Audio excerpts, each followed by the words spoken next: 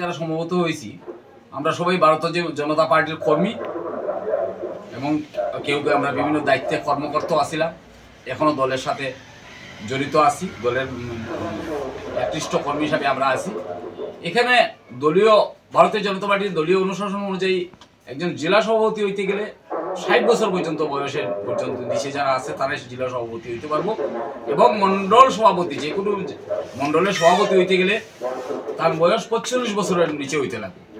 কিন্তু আমাদের ভৈরবনগর মন্ডল সভাপতির দায়িত্ব যেন এখন দায়িত্ব যেন পাইছে তাই হিরাজ বিশ্বাস মহাশয়, আমার শ্রদ্ধাভাজন ব্যক্তি, উনি গত পিরিয়ডেও এই ভৈরবনগর মন্ডলের সভাপতি আসলাম। তো এখন তাই আবার পুনর্বার বানাইছে, যেহেতু এবার দলীয় অনুশাসন লাগু করা হয়েছে। তার বয়স, আমি তার সর্বপর্যায়ের কর্মী, তার সাথে একসাথে কাজ করছি দীর্ঘদিন বছর, তার সাথে বিভিন্ন কমিটিতে আমি আসিলাম। আমার যদি হিসাব ভুল না থাকে তাইনের 50 ঊর্ধ্ব বয়স। কারণ আমি তার সাথে বিভিন্ন সময় মন্ডল কমিটিতে আসছিলাম, যে যখন আমি মন্ডল কমিটির সদস্য আসলাম তাই সম্পাদক আসছিলাম।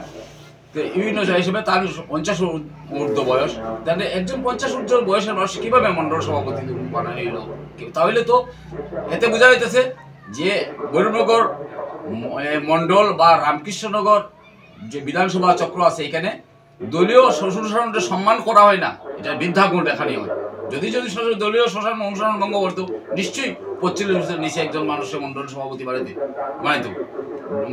হিরেন বিশ্বাস একজন দলীয় কর্মীও এবং ভালো কর্মী, একনিষ্ঠ কর্মী, এতে আমার কোনো সন্দেহ নাই। কিন্তু আরও এই 8টা জীবিতে ভৈরবনগর মন্ডল এর অধীনে আরও বা ভৈরবনগর জেলা পরিষদের অধীনে আরও 8টা জিপি আছে।